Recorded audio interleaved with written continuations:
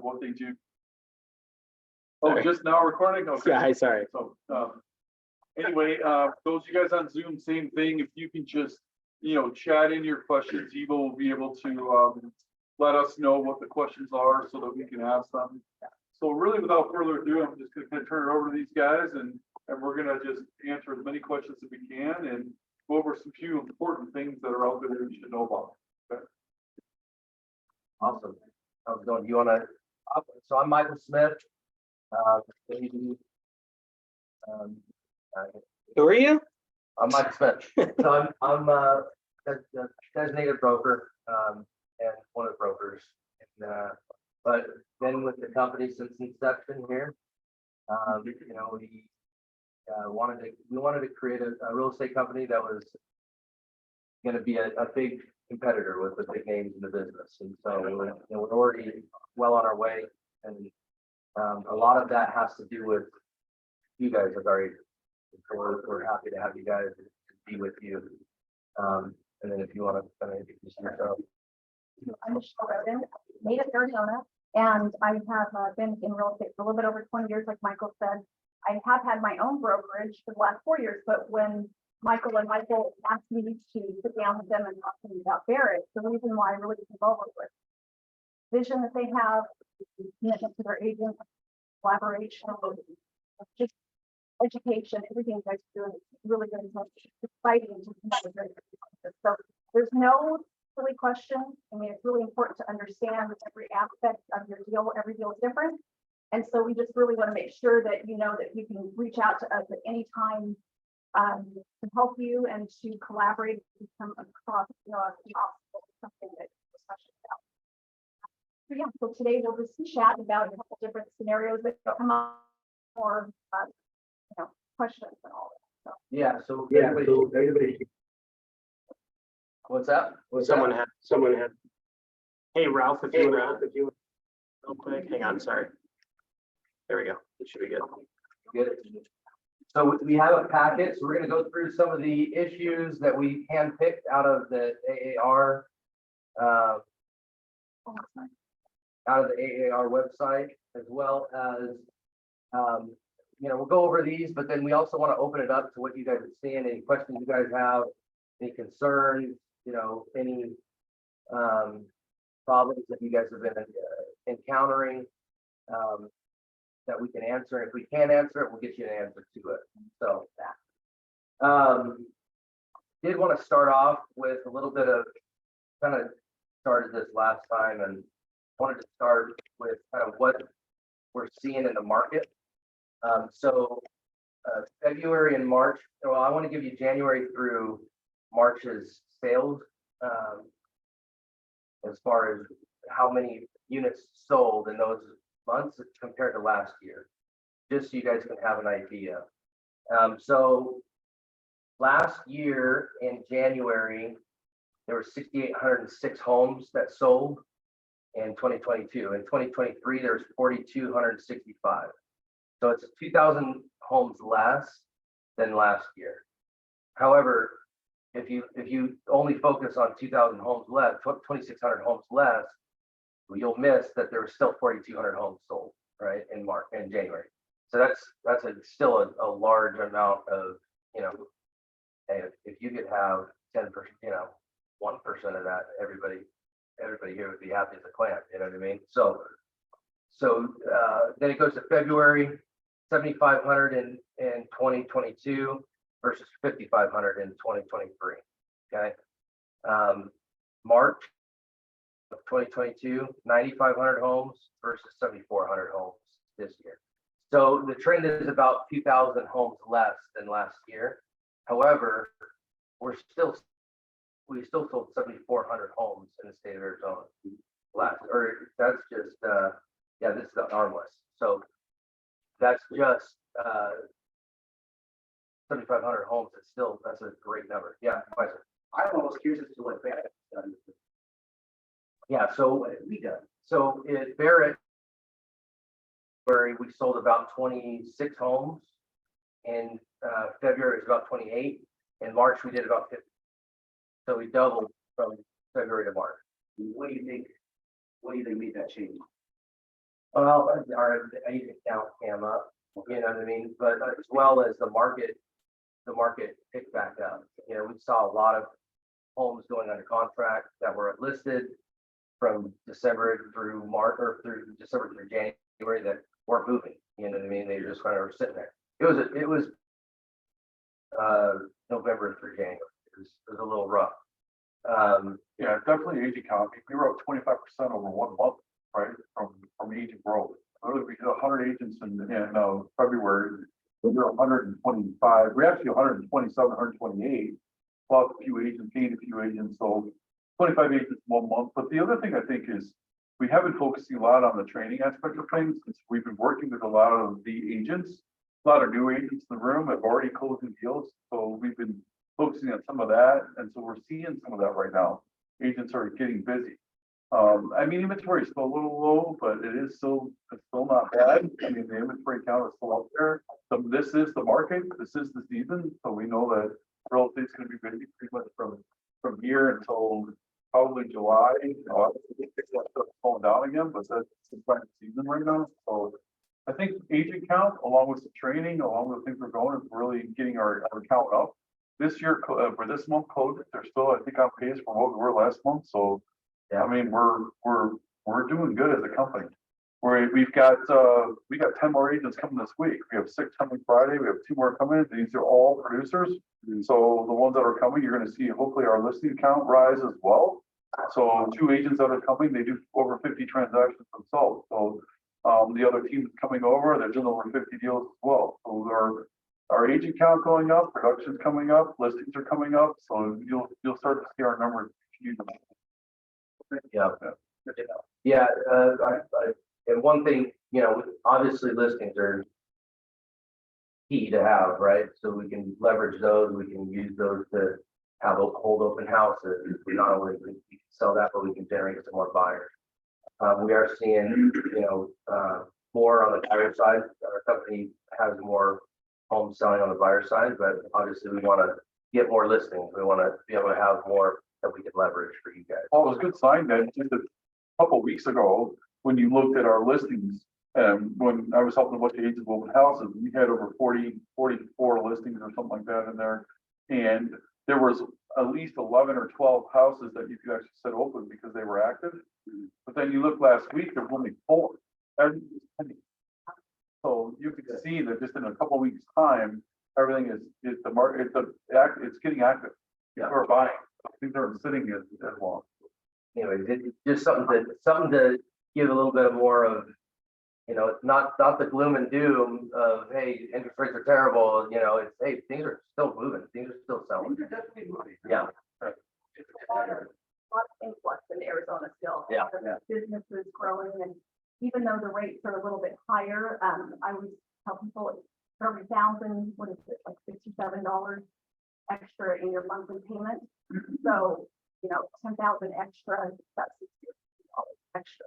Right now, just because interest rates being higher, it's still very reasonable. Rents have gone up too, so it's better to own. So just kind of try to go over those obstacles with people, and let them know it's important to still get pre-qualified, and there's a lot of different really great loan programs out there. So I just learned about some more yesterday. Concessions back too, which is. Great point. And then you hear the Fed, they're talking, right? The Fed's talking another quarter point rate, another talking about dropping rates. Now, we don't know what's gonna happen from that, but we'll see. Some people are talking about by the 3rd quarter of this year, you know, rates coming back down into the low 5s maybe, you know, so who knows? Right now, it's just keep doing what you're doing. Get out there, keep talking, keep building relationships. You know, if you focus on that, you're gonna be. On your neighbor, get the list. So without looking at your paper, we're gonna ask the question first, get kind of a response from you guys before the lines are going down already. We just want to hear, you know, kind of go through, read the question, and then see what you guys think, and then we'll go from there. Yeah, you want to? Sure. So the first one we'll read about is flood waiver, dog property disclosure, does not eliminate disclosure obligations. So the fact contained in the listing is a comment the seller will not provide a residential seller property disclosure statement, and that such must be waived by the buyer. So the question is, If the buyer agrees to waive the floods, is the seller still required to disclose to the buyer known facts about the property? Yeah. Okay. Absolutely. So, and we do see, some listing agents that are putting this in there. Really what we want from Barrett is even if the seller does not want to fill them out or they've not lived in the property, they still need to attach and sign off, and they can put that the seller never occupied the premises, but they do need to still attach it. We don't want to waive the seller property disclosure. And the Arizona law requires obviously sellers to always disclose material facts, even if not asked by the buyer. So those obligations remain even if the seller said that they did not want to do it. If you have a seller that absolutely refuses and they just won't do it, let us know, and we can have a conversation with them too. You really want to protect yourself and your sellers, even though they don't realize that. There are some sellers I've seen in the past where they'll, they think, well, if I fill this out, I'm actually opening myself up to obligation or to or recourse. But Arizona, law and our contracts and the attorneys here want you to fill it out regardless. They want you to at least attach it. You can at least put the address. You can at least have them sign it. It's super important, I think. Yep, absolutely. Yeah. One of the things that we've done in the past is they should still, because they still know enough about the property, and that's really the rule of thumb, is that they know the address, they know specific things about the property, even if they never occupied it, right? And we were always told that the attorneys recommended they just put no, and then sign up. Right. Yeah. Yeah. If you can get them to do that too. Yeah. That's super. So I have a question. This is a legal. So when I've had situations like that in the past, all I've ever done, or I've had the seller do is just put a line on every page at the bottom, but did not ever occupy property, sign a date. Doable or not? That's Still an answer. bare minimum. Yeah, I mean, that would be bare minimum. That would be better than in the contract writing. You can't help them, but yeah, you can help them in the respect that you're telling them they need to fill out what they do know. So even though they think it's limited, once they start reading it, because how many of them have even read it when they're saying, oh, I don't know anything. So like you said, exactly, Brian, but when they open that up, they start reading it, they know more than they think. And most people are flipping homes, like they still say they're not doing it. I'm like, okay, you flipping a home and you modified the house, you know something about the house. So that's Like another good obviously, like it makes no logical sense. how many agents remember that if they're flipping homes and they've done any work that's over $1,100, they have to disclose who the registered contractors were. It needs to be in the body of the contract. They need to have the registered contractor's number on there. And a lot of times that's getting missed. And the only time you're finding this out is when that buyer's doing their inspection and then they say, oh, there's a new roof on it. Oh, really? And then the buyer goes and asks for paperwork on that, which should have been in the contract. But if it's not in there and then they still ask for it, great. And then how many times do they find out, oh, it wasn't a licensed contractor? Well, there you have a problem. So you can either at that point, and this has happened, Veronica, I'm sure it's happened to you many times, but for the seasoned agents, you may have to have a new contractor go out there and give a watertight, if it was a roof, give a watertight warranty or have, yes, a certification. Because why would you want your buyer to then have this work that you now know is not done by a licensed contractor? Isn't that putting them in a bad position? You want to protect your buyers. So as you find out more information, again, if you get stuck, just call the brokerage and ask us, and we'll help you kind of guide you through that to make sure that you protect your people. I always told, when I was flipping homes, I always told them to fill it out and put everything that they did. And I always told them this protects you. So you're the flipper doing the work on this home. You need to disclose everything that you did. This is going to protect you. So that's just the way I went about it. And if they didn't do anything prior to what they did on the work, then they can state that in the SPUDs and say, never lived in the home. This is the work I did, but I don't know anything else, right? And then that's fine. I have The other a thing we question. see No, you're, is somebody fell out of escrow for specific reasons, and then agents don't update it. And they Like you're remove that required line. to update it. Can we just see that? Yeah, they just They removed removed the the line to update. update. Caught that, but yeah, they still should update it. So whether or not you reinitial and Yeah. date when you've updated it, I don't know why they took that out now, but yeah. you can- But there used to be a spot that said you or revised. Yeah, This revised, date. Now revised, they don't have it in there. certified signing date. Yeah. Right, or if you get an inspection report and then they've made repairs, well, then they would need to update it, right? And I think there's another question We've had it, I think we've had that. about that, yeah. We'll Yeah, get to right. it, yeah. Actually, we just go to it right now. I have a question. about that. When you're saying on Number the, 4, page 4. when you're saying on the contract, like you need to put the contractors and stuff like that same, are you saying on the actual purchase contract or you're saying on the spuds they need to put that? On the purchase. So like if I'm writing an offer or whatever, or like they need to then like what, counter it and write in that information, or like, what do you mean? If you're writing and you're representing the buyer, you can ask the seller, their agent, who did the work, and ask them for that information. So as you write the contract, you should be contacting a couple people before you write a contract. One is your lender, if there's a finance deal, and ask all the particulars about how you're going to strategize and write this offer. How much do I have to leeway to move up and down, closing costs, all those things. So you want to strategize to get that. The other conversation is with the listing agent. You know that it would flip. You can see that the home's been only occupied or owned by this LLC for maybe a year or two. You know, most likely they've done work to it. You can see it because it's been remodeled. You would contact that listing agent and ask them, who did the work? Can you send that information? Because it needs to be put on the contract. Okay. So yeah, register. So get the contractors, information from name. them and then write it in like page 8. Exactly. So Okay. when you go to write that contract, you're asking that seller's agent, is there any other information I need to be informed about? And so that would be when they would give you that information. So can ask why on the contract. I believe it's stated in the contract, it's all signed where it states. I want to say it's pre-printed now, where it tells you that you have to disclose that.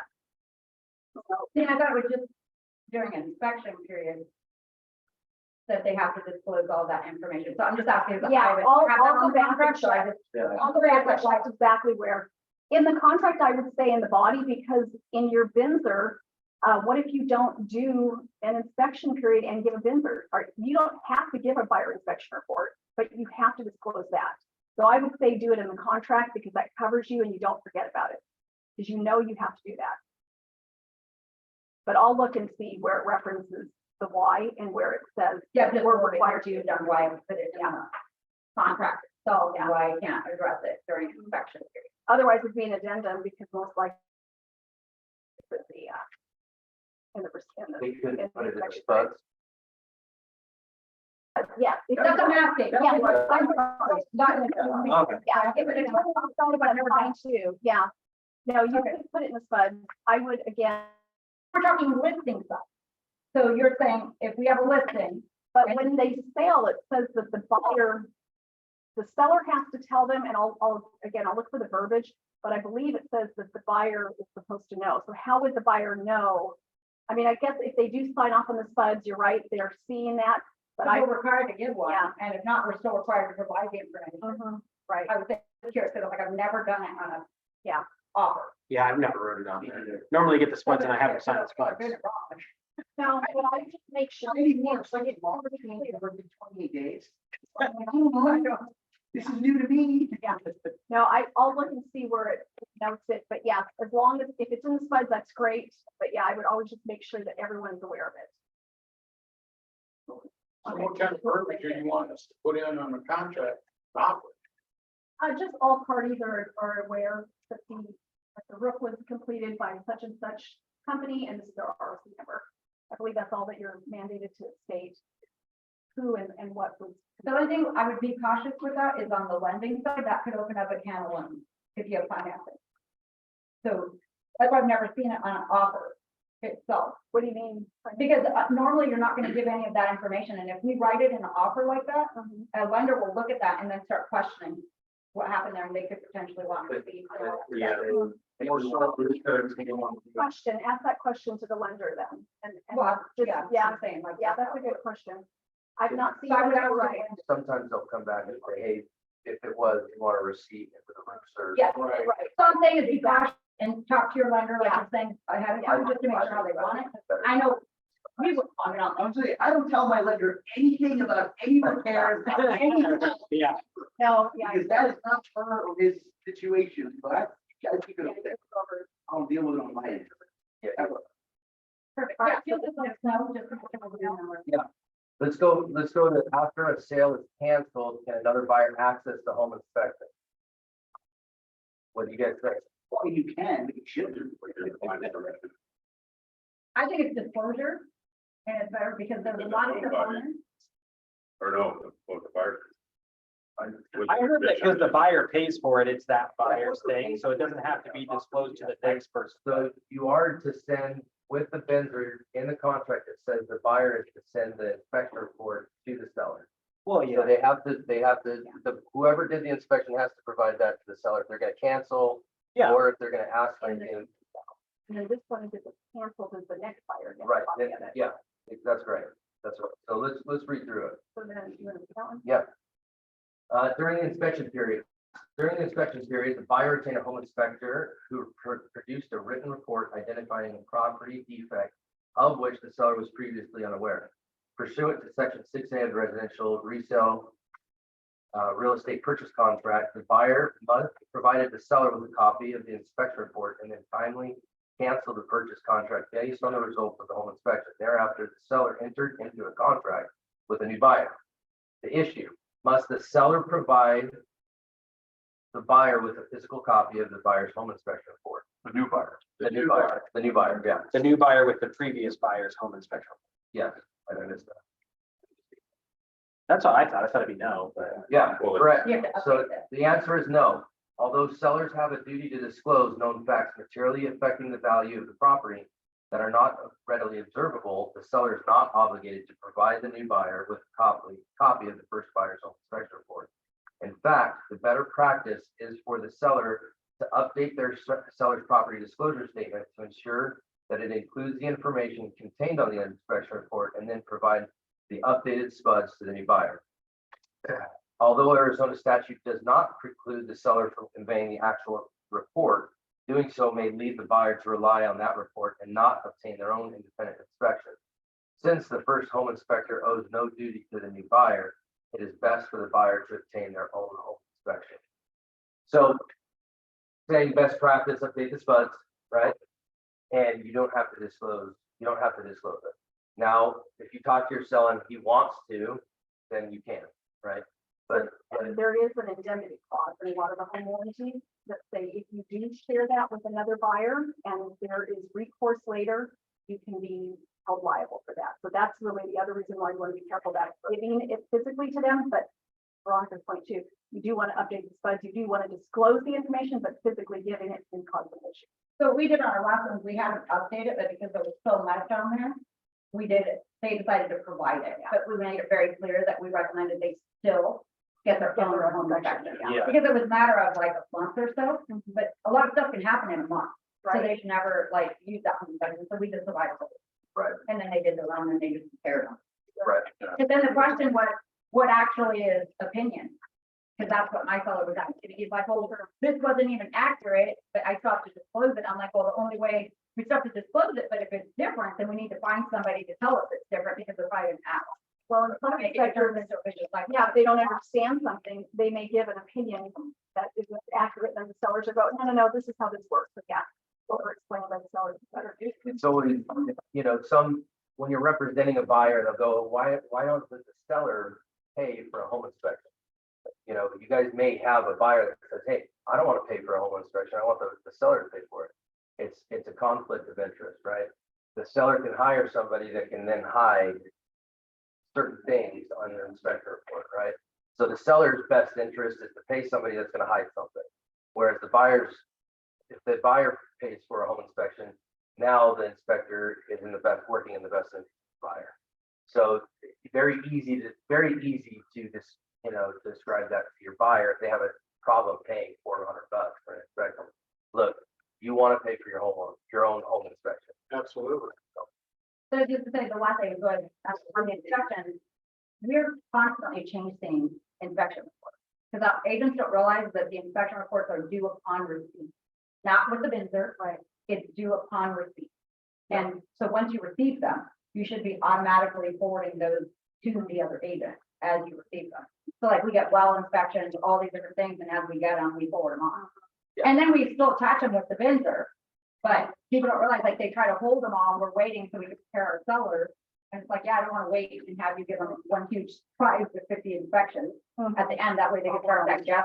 Whatever kind of rules on them. Totally. All right, let's go backwards one. This is kind of a fun one. disclosure. So that one. I actually thought this one was from a particular incident that was a big deal back in like 2013.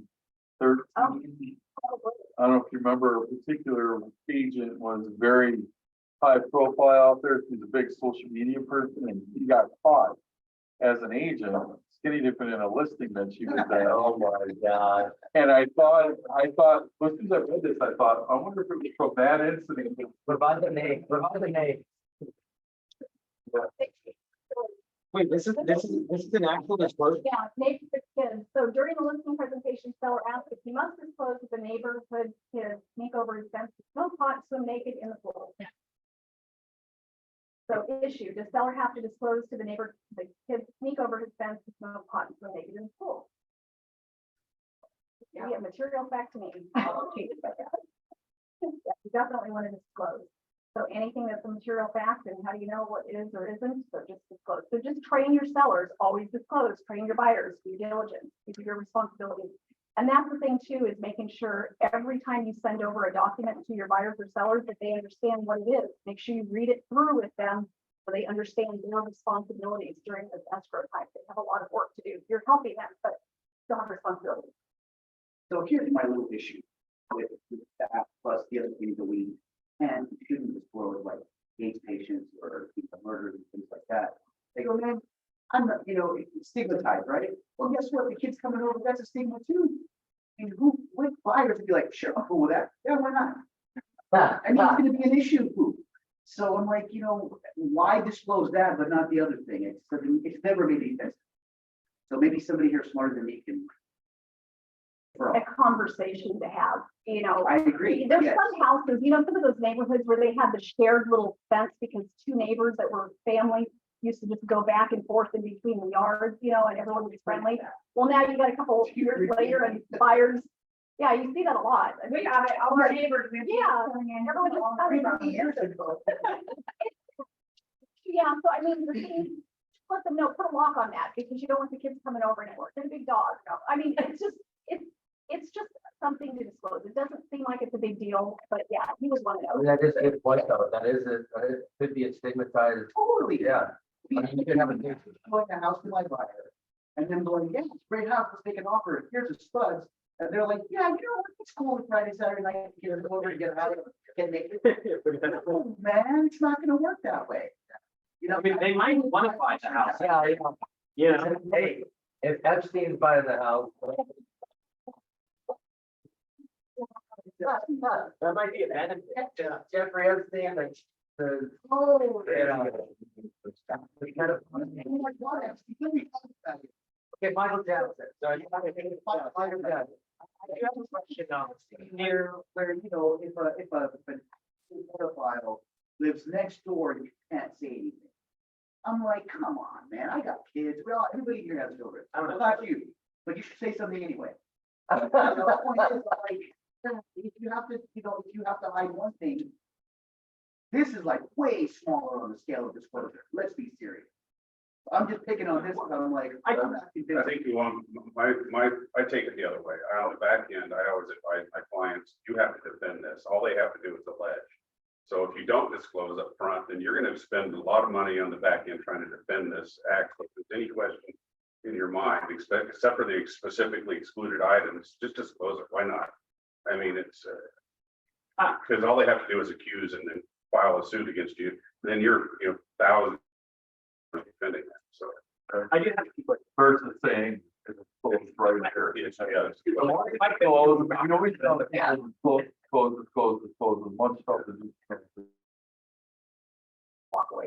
If the seller, so what if the seller doesn't tell you something, like for this specific example, what if the seller just never tells you that? And then like, If they're liable. They're liable for it. but we're there, right? If they, like, say the seller never tells you that, you see the spuds, they fill it out, they don't put any of that stuff on there. Tell them. You can Yeah, prove. yeah, that- like they need to, like, going through the spuds with them, we explain everything, and like, if they never tell you any, like, certain, like, material facts, that might be material facts, but you explain to them, they need to tell you any of that stuff, but they just don't tell you. Does that fall on us, or No, they would. So you might get named in the suit, but you wouldn't fall on it because during the arbitration or mediation, whatever, they're gonna discover that, hey, you sent them the spuds and you explained it, but Yeah. it would be liable. They look So, at- Are you, so have good habits, new agents have good habits from the very beginning, going through everything and educating the buyers and sellers on their responsibilities. Do it with every deal. That way your standard of practice is, I always do this. I always send over the e-sign and in there it states, please call me. We're going to go through these line by line. We're going to talk about everything you're signing. So it's your responsibility to explain that. And as long as you can show that you always do that, then you're in a good place.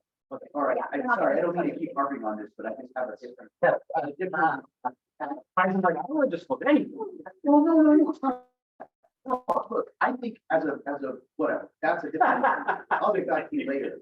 But, shoot, where was I going with this? Oh, no, I'm old, man, you can't distract me like that. You're saying you feel like people might be discriminated against? No, oh, no. So what I was gonna say is, I was taught many years ago, do not go through the spuds with your seller. Because standard of practice. yeah, Yeah, you- you're 100% right on that. You should not do Well, I that. wouldn't explain anything. I go here. It's pretty simple and basic. If you have questions, call me. But if not, I'm not going to tell you how to fill this out. No. Tell me. Yeah. That's not what you say. Yes. What I was saying in the contract where it says the seller has the obligation to disclose and they have a seller property disclosure. That's what I'm saying. You're explaining to them, this is the document you're gonna fill out. Okay. Yeah, Not you the do not actual, help like, them. what's a put it. No. No, you're 100% right. You cannot help them pull it out. Them what a material fact is. Explain to them all of their responsibilities. Yes. The buyer's due diligence, you're going through and explaining to them, they have a buyer advisory, a living document. They can go through and click on those things and find out any information they might have a question about. Okay. And Yeah, everyone has different. if the seller, because like I've had some sellers, normally I just tell them I can't tell you, but normally like I've had some sellers be like, what does this mean? Like, well, can you explain any of those things in there? Or like, Well, you know, this would be if you had this, like if they don't understand what that term means. But then you can't tell them like, I don't know, it's up to you, put whatever you want. If you don't know, don't, but you don't know, I don't. My, that's a good question. My question or my answer usually to that was if you don't understand the question, it probably doesn't apply most likely. However, if it's something that they're thinking, well, I think this does apply, or do I share everything? Again, just tell them it's better to disclose more than less. That's how I usually answer that. I don't know. So could you say like, if you don't understand what the question means, then just put, you don't know, or. I think if you were to say, I think an explanation, but not telling them what to fill out Yeah, is different. okay. So, Just explaining what the questions are asking for, you can do that. Yeah, because my sellers call all the time. Yeah, And they're like, hey, what do I put here? And I'm like, well, this is what the question is saying. And I just explain the question and then I'm like, you have to answer the question. Yeah, the affidavit of disclosure and unsubdivided land. If you're in the neighborhood, that doesn't apply. So yeah, that kind of stuff. You're right. Some of those questions. but when you tell them, just put this in there, you can't do that. yeah. That's right. You would have, Question was, Yeah, how about if in case like when you was like my own vision, thinking of something, right, the other. But, how about if they bought the home as is and they don't know anything, and so now they're gonna sell this home and they have to put all these disclosures, but they don't know, 'cause they bought the home as They don't know, they don't know, Whatever they're aware of, right? So if something happened 5-10 years ago that they never knew about. And they don't have to go back and investigate, right? That was 5-10 years ago. Whatever they know right now that happened to the property. In their ownership. from the time they own the home. Now, if they did receive disclosures from 5-10 years ago, they still need to disclose that to the new buyer. But if they don't know anything from the previous buyers, they just disclose what they are aware of. For sure. there's a question, we're gonna talk about solar. I think that's on our thing, right? Yeah, So that kind of reminds me of that question. so page 5, after. Okay. Yeah. Okay, so this actually happened recently, and this is interesting because solar is so new, these things can happen. So listing agent, based on direction from the seller, advertises solar panels in MLS are being owned by the seller. Several days after the seller entered into contract, the listing agent discovered the solar panels were not owned. Rather, they were the solar company and filed bankruptcy. No lease payments have been made for several years. The listing agent urged the sellers to disclose the solar panel lease and related issue to the buyer. The seller has refused to make the suggested disclosure. So the issue is, does this listing agent have a duty to disclose the solar panel lease and related issue? So this actually just happened on a deal in Yuma. Elliott Homes had prepaid solar for a lot of their new subdivisions.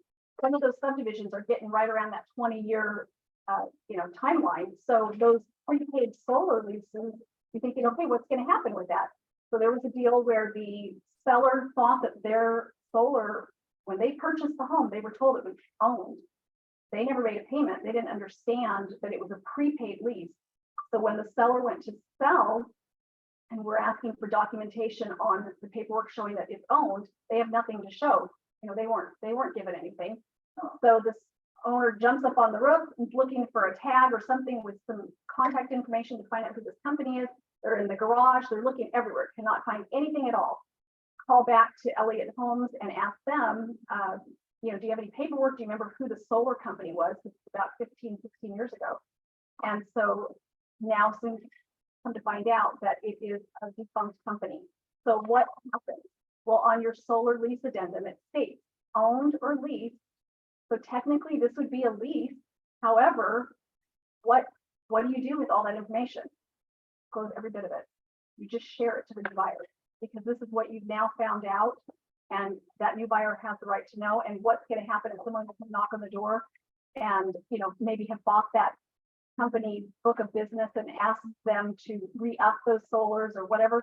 I don't think we really know those answers yet. It's too new. A lot of the prepaid solar leases haven't expired yet. Well, So Then when you say prepaid solar, like how long? Like was it? usually 20 years is what I'm And seeing. then so we don't know what happened after 21, on number 21, we have no idea. Yeah, we've not seen anything. You call the solar company. Some of them say they may follow up, but I don't know that they're coming and picking up the equipment. I don't know anything about this yet. So Well, people usually buy them out, buy out as kind of a lease. Like what happens after the lease, all contracts. no, But in this case, so that's gonna the be question is if interesting. there's no contract, Yeah. it's being relayed from buyer to buyer throughout the years, and that's Right, but this is just from solar company to Elliott Homes. right. It's not from the actual people owning the Well, property. that's a unique situation though, because we have like a ton of solar up in front, never had that problem because you just keep transferring those leases. Yes, and now that's Yeah. different. So yeah, when we're talking about that, when there's payments still being made, you're right. So when you're in a deal like that, you get a copy because there'll be elevated payments after so many years, and you have to agree to all that. That's why they're filling out the solar addendum, so they You know actually what get to into look for. it. You actually have the lease agreement transfer. Like this particular one, is it that they ended the lease or they sold the home and nobody, because you're saying they didn't know ahead before, right? So the current buyer, seller had no idea it was being leased. Exactly. And it probably payment should have been made. It's just somebody Well- missed the fact that there was a lease and then now The solar the company company's went, gone. the solar Yeah, company went you know, BK.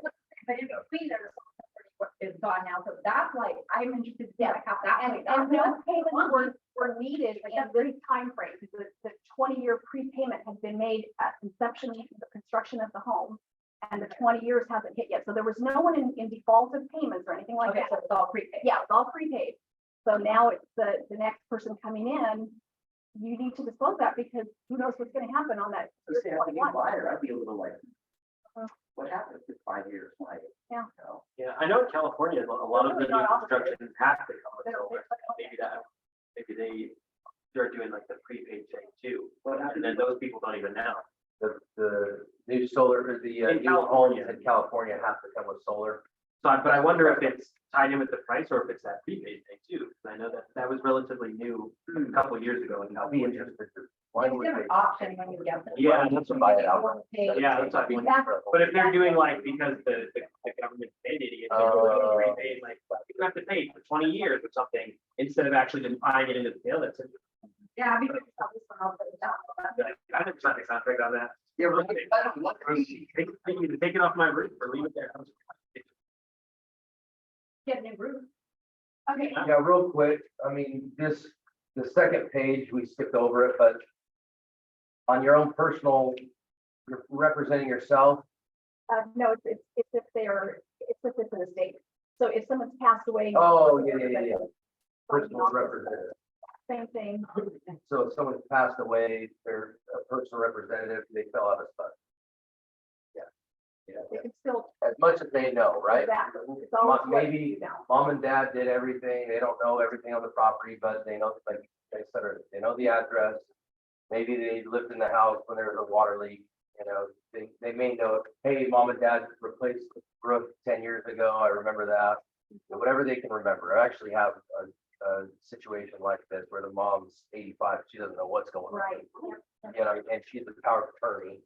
And so she's like, I don't remember. I'm like, well, just everything you know, you put on there. You don't know it, you're not liable, but you know, your mom's 85, you can't remember, you know, and her dad's passed, you know, what are you gonna do? You know, you just Like, disclose. you don't have to be 85 and not remember. Just, He just forgot something. Yeah, Yeah.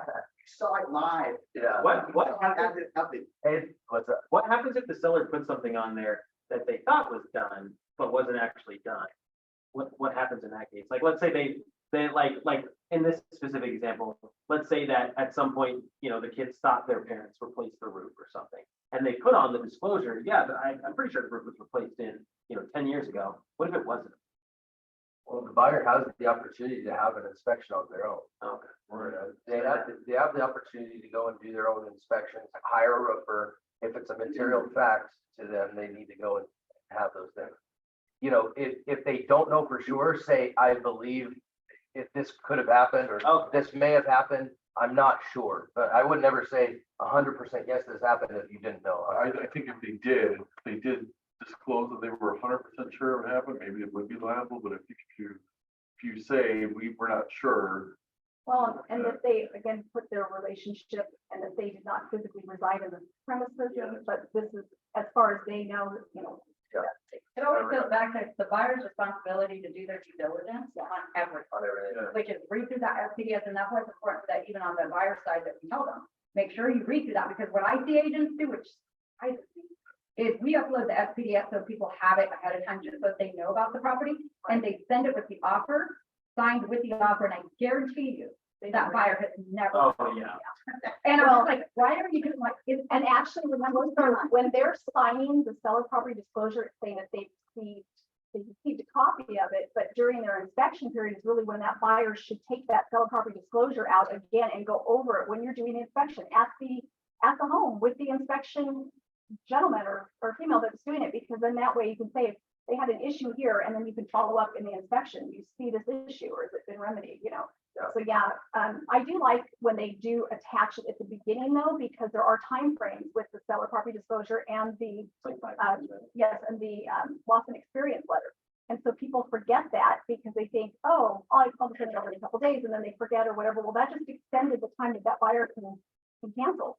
So it's always better to do all of those disclosures up front. Yeah, it's really nice. All in the- so then what's delivery? Mhm. Because then you have an issue of delivery, because Well- you can't say you delivered it, you have to have confirmation. Uploading it to MLS is not delivery. No, that's true. So I want to be clear, because we fine. had that You gotta issue a email while it. back, you need to make sure you're emailing those still, because that's not delivery. Yeah, so And if what can funds continue. comes over 3 days prior to close of escrow, that seller just extended their inspection period. You know what I mean? So you have to get that in within, really the contract says the first 5 days after contract. But you want to have it in within that inspection period minimum. So, but yeah, in 6A, it does say it is the buyer's responsibility to ensure all material facts and information. Right, so any information in MLS, you know, that's their opportunity to inspect and make sure everything in they're aware of is correct. So, Why I love the buyer advisory, right? We give that buyer advisory to everybody. So yeah. So fair housing. Yeah. Yeah, let's go over, so this is brand new. Has anyone seen this yet? Not yet? Yes. So, they just came out with this in February. We implemented it a little bit late. It was March, but I mean, we implemented it as soon as we found out about it. This is good. We were talking about this. Hey, who needs to sign this? Just the buyers or the sellers? Both parties need to sign this, okay? So you have, fair housing, advisory is just going over what protected classes are. In bold, it is unlawful to discriminate on the basis of race, color, religion, or national origin, religion, sex, including gender identity and sexual orientation, familial status, and disability. Okay, so if you're a seller, obvious, or seller or landlord even, right? So that would be kind of the same side that you're representing. Everybody has to be aware, you can't discriminate on any of these things. Hey, I don't want to do this because they're, because they're this religion, or, hey, I don't agree with, they're transgender. I don't agree with that. I don't want to sell it to them. That's not something you can have. If you have a conversation like that with you, you're going to say, hey, we're in violation of fair housing right now. We can't discuss this anymore.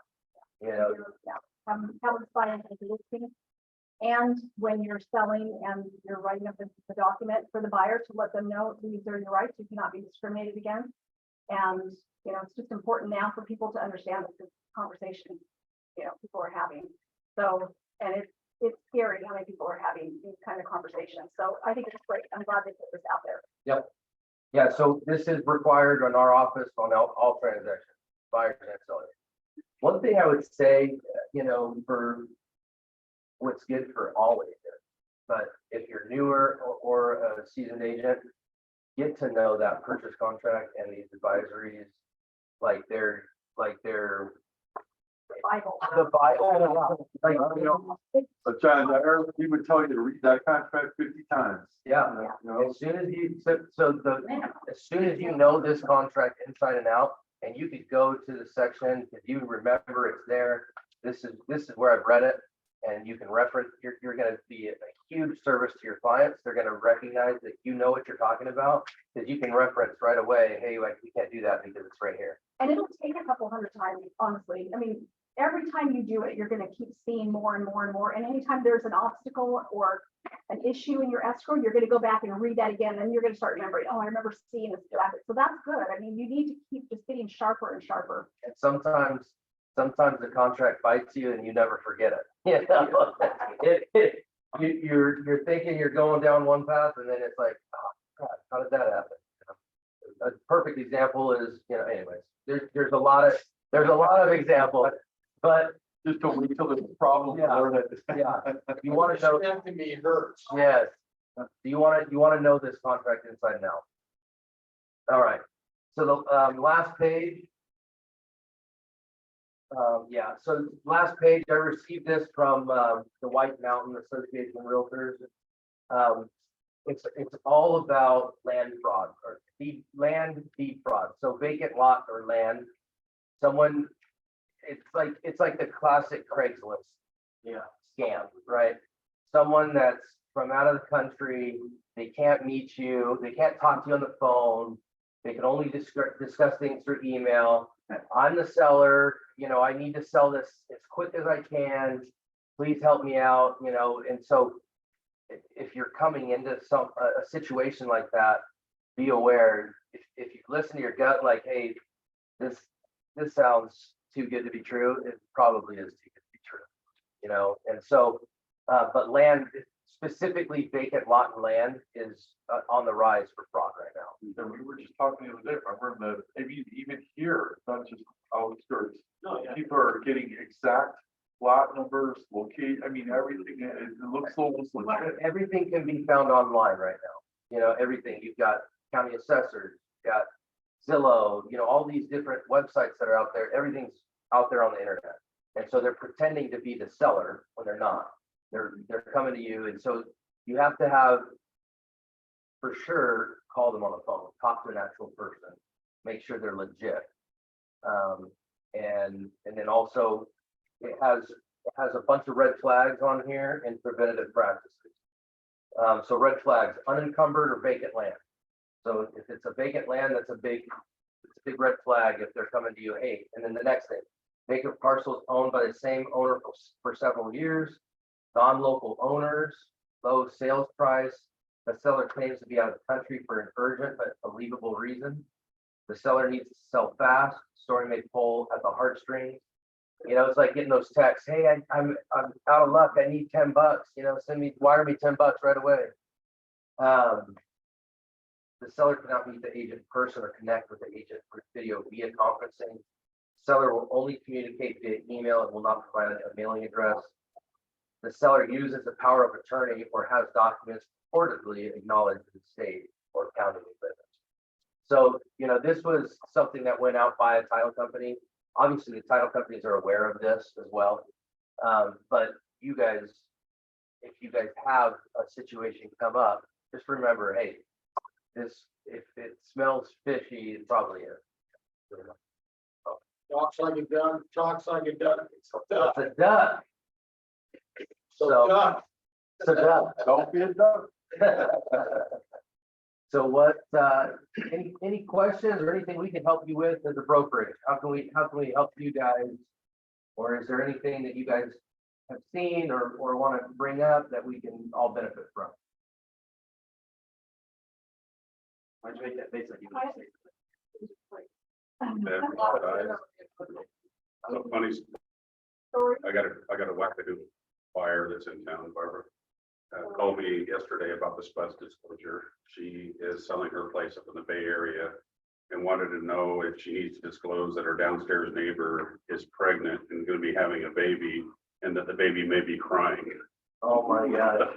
I'm dead serious. She called me the other day and asked me that question. I'm like, are you kidding me? You guys want to hear an exciting story of my adventure yesterday to Maryville?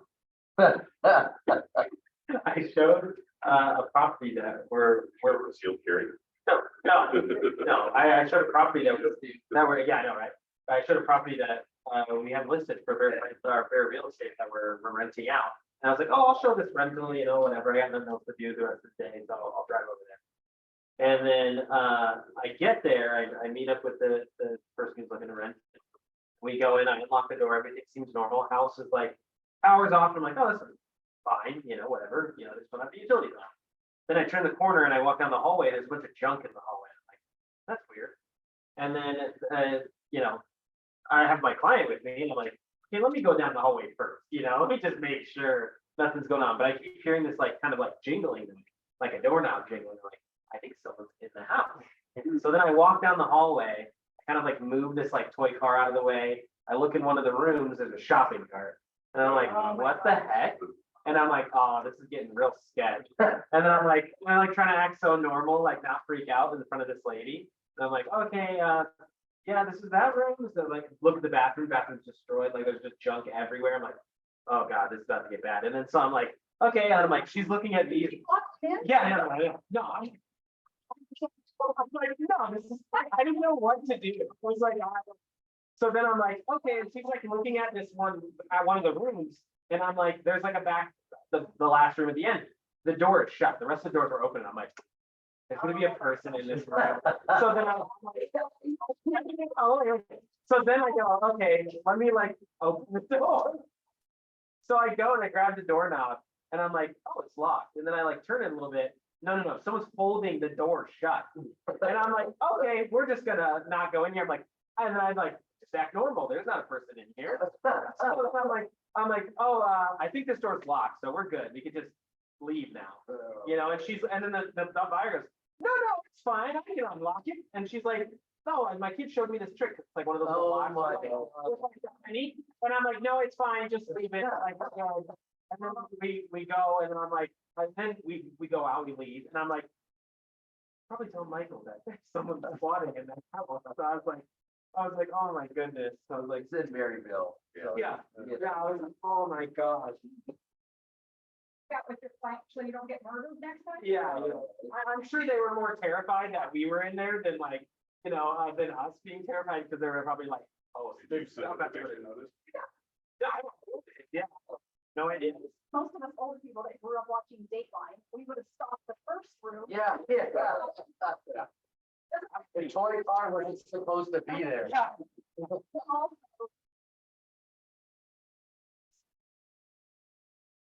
Somebody is in that house and they are squatting or whatever they're doing, and they are protecting themselves. You don't know if they have a weapon and. Oh, I know. That you're coming in and maybe okay, just a terrible scenario, but how many times do we have these people on Craigslist grabbing an address, sending, putting it out there, renting it out?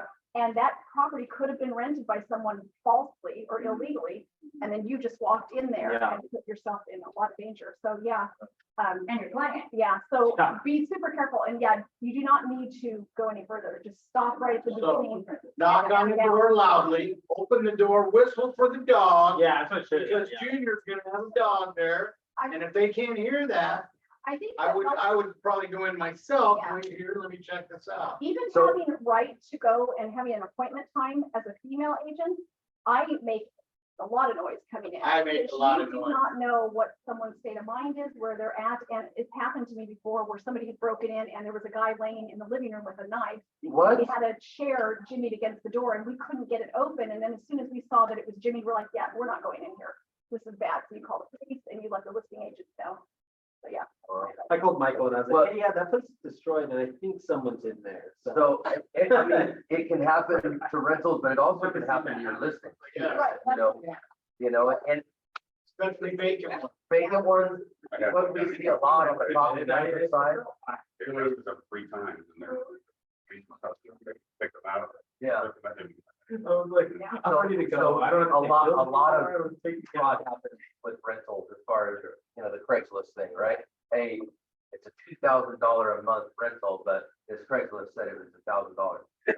Calls probably 3 times a year where they put down $3,000. Oh my God. They gave this person $3,000 and they can't, Money yeah, is gone. they're like, wait, what? So, It's like Airbnb. but it can happen to your listing for sale as well. They will pull your address as a listing for sale and use it as a, rental, listing. So, anyways, Which, like on your photos, you can put the watermark that says this house is not for rent, it's for sale, because that will Oh, that's why they put deter that? them. I Yeah, always it'll wondered deter why someone they from did saying. I thought it was so people didn't call and be like, "Hey, I did." One of the listings. They they're more likely to do it, yeah. Besides the Craigslist killer. That was it. all right. Well, thank you guys. Thank you. We appreciate it. Coming in here. Next week, it's a class you don't want to miss. It's a CE class. Are we doing it in here or over? It's Okay. We're gonna have the CE class. It's next to, on legal issues. it's Suite 205 in our office, but it's on water legal issues. Yeah. So water rights. Yeah. So Good one. that's a great one. So, We're gonna do the broker mastermind once a month too, so once a month, just to keep. And, educating you guys on what's going on out there, you can bring questions and all that stuff as well. Yeah, this is great info. Always read it. Awesome. So important, because if you don't have this as a base, you can't move forward, sorry. Like, almost getting choked up because you just can't. You have to be educating yourself constantly, or else you can't move forward. And from experience, I've learned more than enough time.